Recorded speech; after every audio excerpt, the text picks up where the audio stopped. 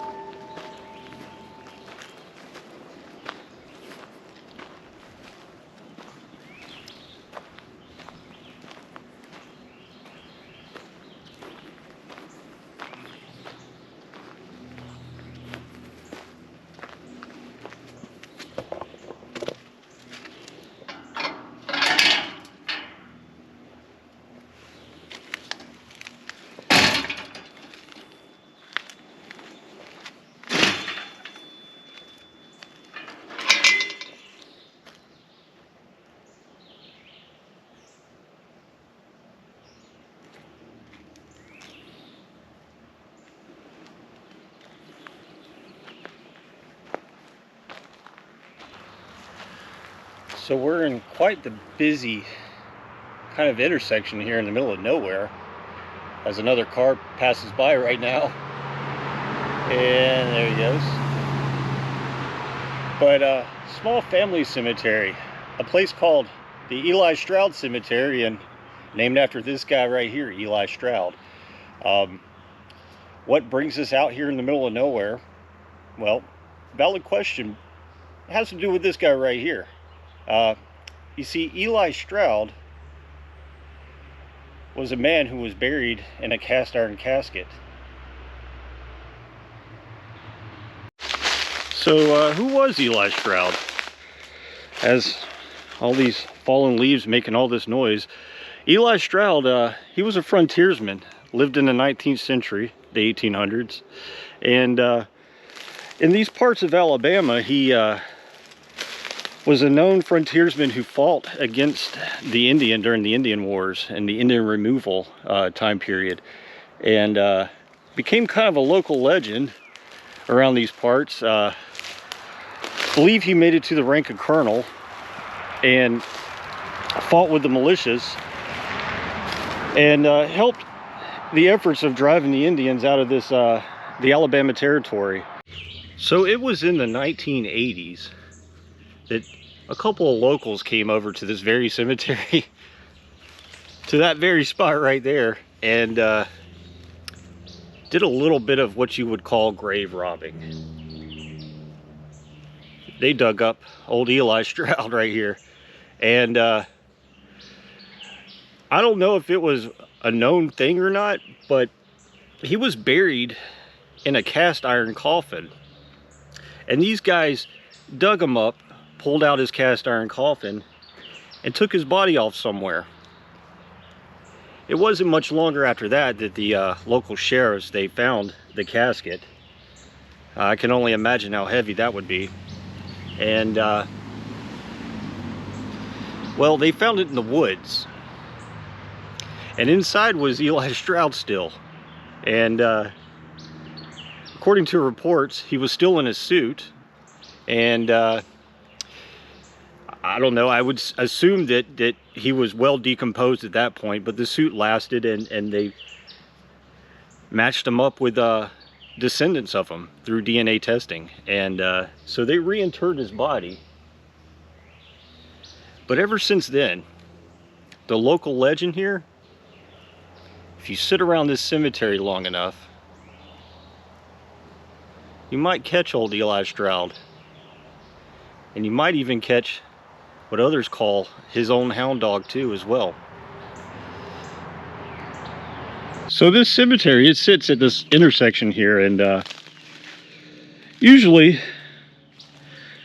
I don't usually frequent this place very often, but as much as traffic is coming through here, I would call it pretty busy for its area. So there have been reports of people stopping by here and thought I heard something, but yeah, maybe it's my imagination. But there have been reports of people coming here and finding animal bones, and you know, they attribute it to the fact that he was a known frontiersman, and maybe he's out hunting, or even his loyal sidekick hound dog apparition. Maybe he's dragging bones and sitting here and eating them. But I mean, this cemetery, if I pan around, I mean, there's a corner, and it goes all the way up to that corner, and it's pretty square. Now, looking at most of these tombstones, they're pretty much all Strouds or descendants and relatives of the Strouds. So this is definitely a Stroud family cemetery. Under this big magnolia tree, as another car passes, a lot of them bear the Confederate flag on their tomb. So it's safe to say that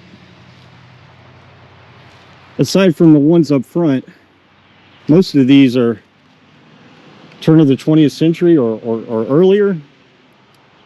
And there's one right here. Let's see what this one says. This one looks fairly new, unless it's a replacement. But yeah, even these, this is a replacement. Even these have a passing date of 1861, 1864. So yeah, most of these are all like Civil War to antebellum, even pre-Civil War graves. So but yeah, right here in the middle sits Eli and his wife Eliza, and peculiarly enough, there is a seashell on this grave. But I made mention that the gate leading in, there is some crystals on top of that pillar, maybe to ward off spirits or something. But I'm going to sit here for a minute, collect my thoughts, and open my ears and see if I can hear anything.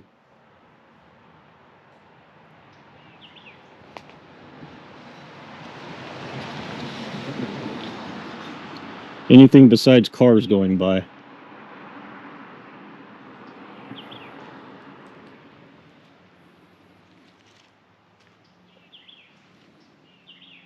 So after standing here for about 5 minutes, not really catching any vibes or anything. Nothing out of the ordinary, nothing that would, you know, tingle my spidey senses or anything, but it's kind of being taken over by the nature here. Again, like about every minute or so there's a car going by, so it's kind of hard to make out if there's any strange noises or bumps in the day. Since it's not night, it can't be a bump in the night, but I'm not feeling anything.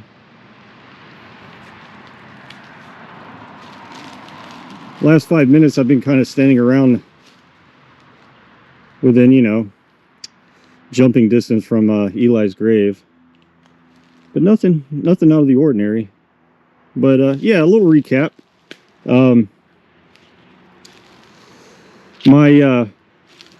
My goals, my bucket list, so to say, would be, you know, visit all the presidents' graves, you know, build this channel up, get a bunch of subscribers. But also another one would be, I want to capture a ghost. Not even that, like paranormal something, anything paranormal in general. Like, I don't care if it's a UFO, an alien on that UFO, a ghost in a graveyard, a ghost anywhere for that matter. I'll even take Sasquatch, man. So if any of you guys know or know a way to get in contact with Sasquatch, just send them my way. But, you know, be sure to have them subscribe. Shameless plug. But I think what I'm going to do now is, I think we're just going to head on out of here. And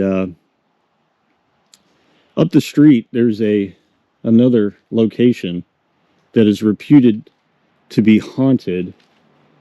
And I guess what we'll do is we'll just head on over there and see if we can have better luck. So I'm going to go ahead and make my way to the gate.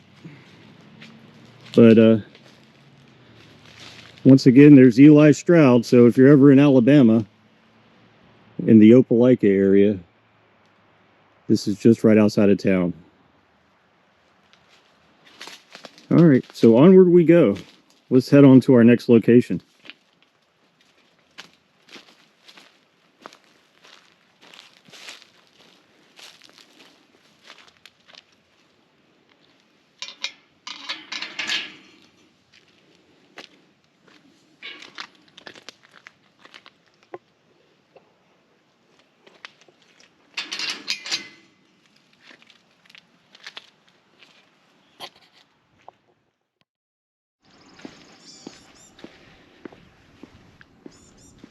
Well, after going about 10 minutes of a drive and passing about 6 Dollar Generals and a guy driving down the road on his riding lawnmower, I mean, if you're from Alabama, you know.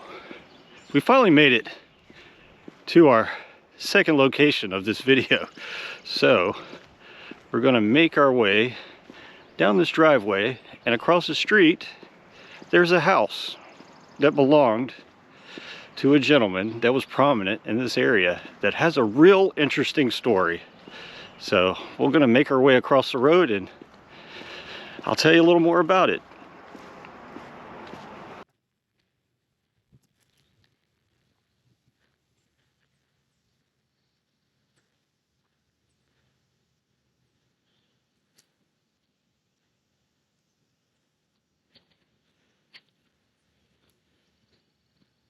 So this is the house and property in question, and it sits in Opelika, Alabama, and it's known, well, the property is known as Spring Villa. And just off in the trees over there, there's a creek, and a natural spring type creek that used to feed a swimming pool that's sort of abandoned out here. I guess we'll go look at it in a minute, but the creek used to feed the swimming pool, and some years ago the creek, I guess, dried up or filled in, or sinkholes or something, and made it to where the pool couldn't get any more water. So let's talk about this house, right? Oh, where to begin? Well, it was formerly owned by a man named William Penn Young, or as we shall call him, Penn Young. And this was his main house, and then this over here was, I believe they called it the dining room and kitchen area. And back a while, I would say probably the mid 1900s, there used to be a bridge that connected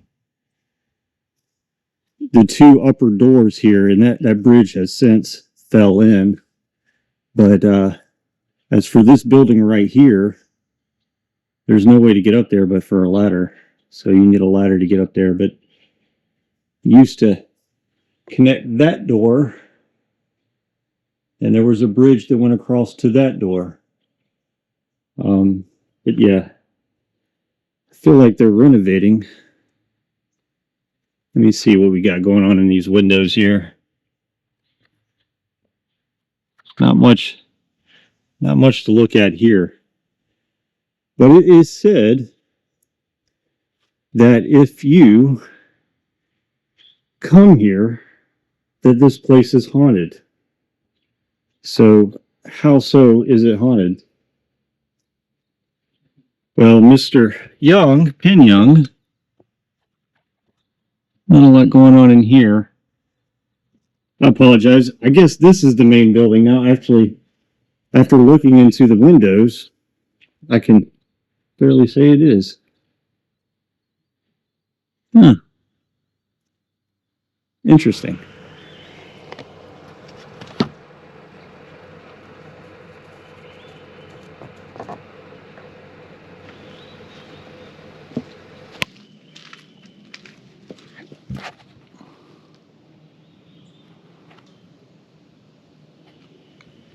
It's hard to kind of look in with some of these reflections in the windows, but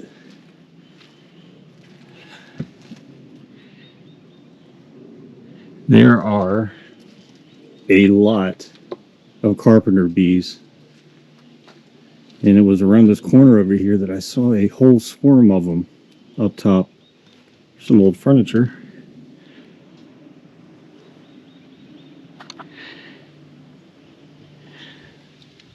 Oh, but back to the story I was trying to get at. One of the building inspectors just pulled up, and I thought maybe he was going to go inside, and I was going to ask if I could piggyback, but I kept driving off. So, but yeah, look at that swarm. Jeez Louise. Now that's not carpenter bees; those are yellow jackets. But yeah, let's back up a little bit. There are some carpenter bees up there, but geez, I hope this video is picking up how many bees that is. So anyway, off in the back here of the property, there's a campground, like an RV campground. So I mean, it's still in use, and people still pay to use that area. But at one time, this place, this whole property, after the family, I guess, donated it to, yeah, I guess that would be the right word, donated it to the city of Opelika, Boy Scouts and the scouting, Girl Scouts, Boy Scouts, they would come here and camp. And I'll flip this around here. So I'm not sure whether or not it was just campfire tales or what, but it has spiraled out of control, the story about this place. And if the story holds true and the rumors of all that hold true, then this place is actually top 5 easily, one of the most haunted houses in the state of Alabama. And people would say that up in the upper floors in these windows that they could see apparitions. And checking out some of the other videos that have been made of this place before this one, a few people have gone inside and toured it. Those windows, the smaller windows with the balconies,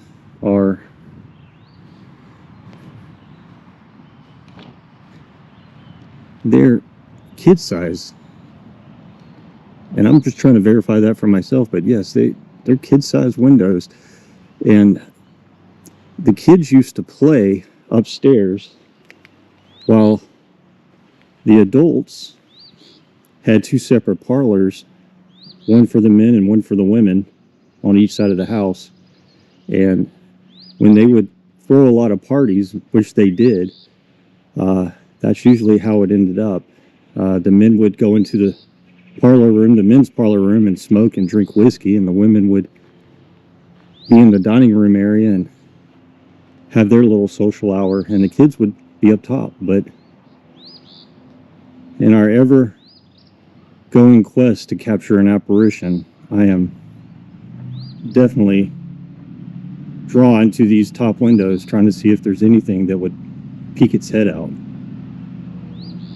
But with my naked eye, I can't see anything. So, I believe these are campers, probably. Across the way is a lodge, disc golf course, and everything. And if you're into disc golf, if you play this course, back along the course, in the woods back there, is the grave of Pin Young. So, all I see is a bunch of bees. So let's get into the story as we walk across the street. So Pin Young, there's 2 separate stories behind his cause of death. He was here with his wife and some of his kids, and his kids were not quite adults yet, so they had a pretty full family that lived in this house. Pin Young, he established his fortune with limestone. He had a limestone business nearby here, actually, and it was from his limestone and his other business ventures that he accumulated the wealth to afford such a place. And rumor has it that since he was juggling so many of those businesses at the same time, that he became pretty tyrannical in the way that he ran his business and didn't really rub well with his subordinates and his workers and his staff and stuff like that. So one of the reasons, or one of the rumors of his death, happened inside that house, the main house. And he was going to bed or going upstairs. There's a winding stairwell, and he was going up the stairs. And it was said that as he was going up, one of his manservants, I would assume, was hiding along that spiral staircase. There's a nook that's in the wall, and about the 13th step, the irony of being 13, but around the 13th step in the darkness, the man in hiding waited for Penn Young to come upstairs. And as soon as he got within arm's reach, he started stabbing him multiple times. And it is even said that he stabbed him so much that it decapitated Penn Young. So that's one story. And up until the 1950s, let me back up though. That stairwell still exists. But up until the 1950s, it was said that there was a blood stain on the 13th step. And in the 1950s, around about, why that date is so important is that step all by itself, no other steps, but that one particular step started to dry rot. And they replaced it. So if you go inside and look at the 13th step, I wish I could, but nobody's here to let me in. But if you go inside and look at the 13th step, you can see where the new plank of wood was inserted, because there's a little gap, you can tell. And they even said that after they put that new piece of wood in, a new blood stain appeared. But it has since been painted over, so I don't know if the blood or anything or any of those stains, I mean, it's probably been years since they painted it, but as far as I know, there's no more blood coming through the paint. So, but that's one of the rumors of how he died. The second rumor was reported by newspapers saying that he died of consumption, which basically, in modern day terms, is, you know, death by tuberculosis. I would assume that that would probably be the correct way that he died. I mean, if the papers reported it on it, unless there was some kind of big cover-up and conspiracy theory or something like that, and the officials told them that, yeah, he died of tuberculosis, you know, then that I would assume that that's the way he died. Because twofold, right? One, this place was a Boy Scout camp, like I said, and, you know, campfire tales, things of that nature. I mean, things can get spun like out of control as far as like stories and stuff goes. I mean, you're basically camping out at a house that's old. And of course, you know, with young impressionable minds, that's going to be like, ooh, spooky and all that. So why not pepper in a nice sensational story behind it? Another factor is like, if the campfire story version of him being murdered and stabbed to death and decapitated, the big thing is the decapitation, right? If a man was decapitated, I mean, how can you miss that? So in the papers, when they wrote it up, does tuberculosis cause decapitation? I don't know. I don't think so. I mean, I've been on this earth for a very long time, and I've yet to tie together tuberculosis and decapitation. All right, so we've made our way back to our original location, our original spot, and I think I'm going to venture up into the woods, and we're going to see if we can't locate the grave of Penn Young, the homeowner and landowner and businessman that used to live here. So as I stated before, a frisbee golf course plus graveyard combo all in one. So we're going to try to see if we can't walk this area a little bit, and man, I hope I can find this thing. So just as I was saying that, I turned to the left, and each one of these holes has a little name placard, but this one says graveyard. So let's see, maybe we go this way, see if we can't find Penn Young. But of course, you know, this is we're like cutting through a disc golf course. There's a sign for next tee, but I need the sign for the grave. I'm just going to kind of venture this way again. But yeah, this is like prime snake season. So we got to be on our woo! Something just slithered under my foot. A lizard.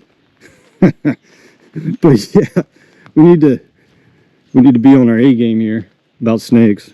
And if you don't know by now, or if you know me well enough, you know that snakes are, that's my biggest fear. So we're going to try to see if we can't get through all this. I mean, I don't mind the woods, but my God, this is like the time of year when they're coming out. So all this cover of leaves and stuff. Anyway, I'm rambling on about snakes. Let's get back to the story. So I believe right up here ahead of me is, Jesus Christ, I'm kicking rocks.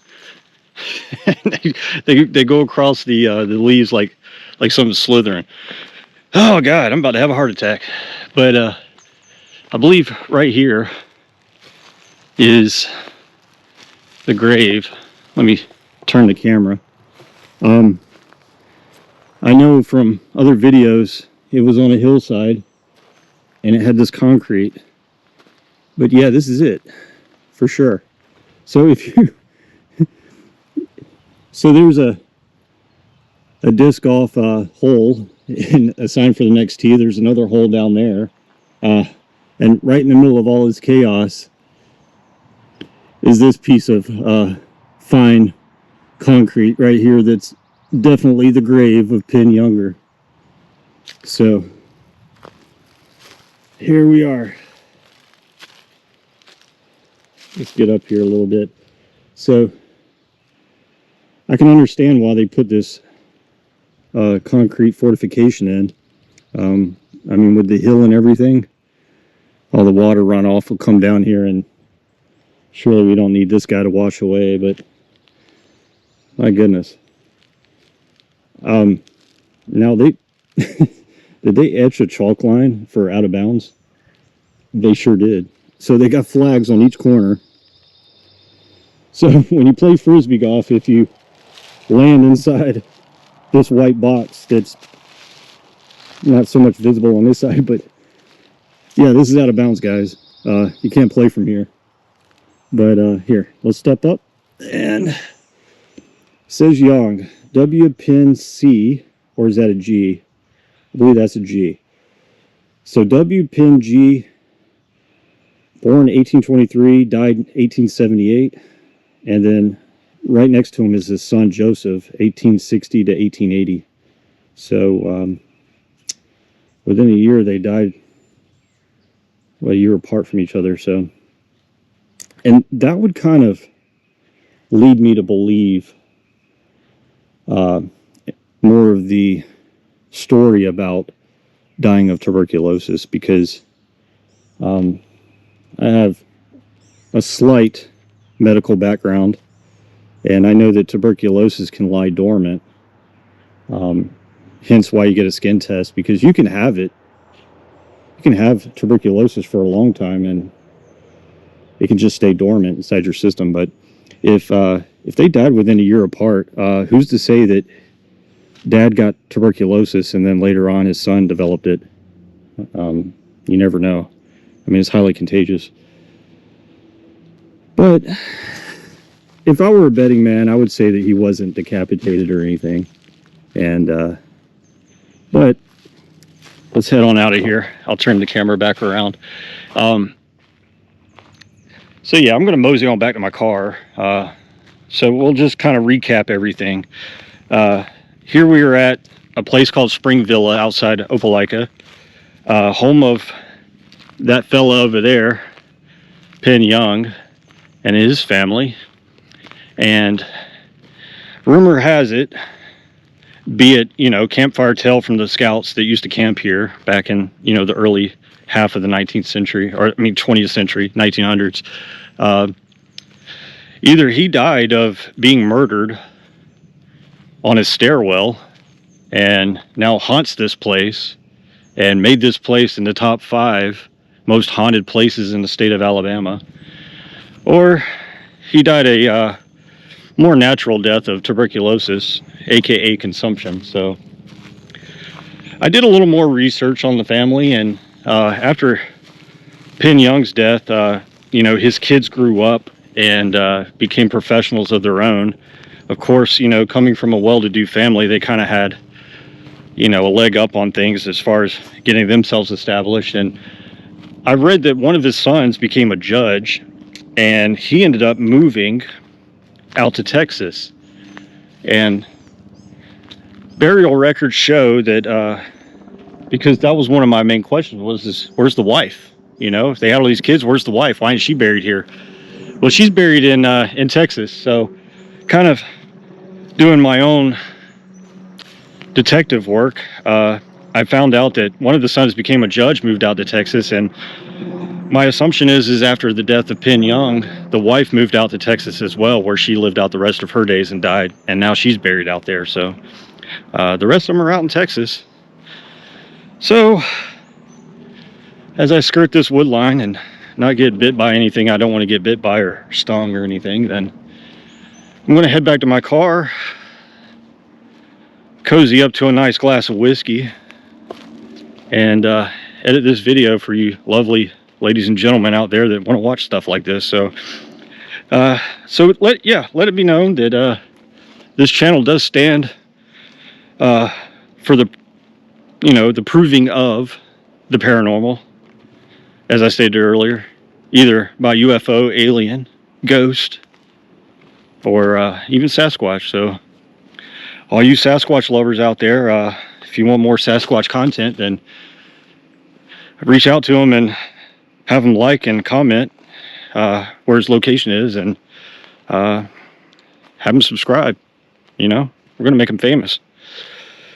So anyway, after all this walking on a nice spring morning, I guess there's only one thing left to say, and I guess that this episode's history.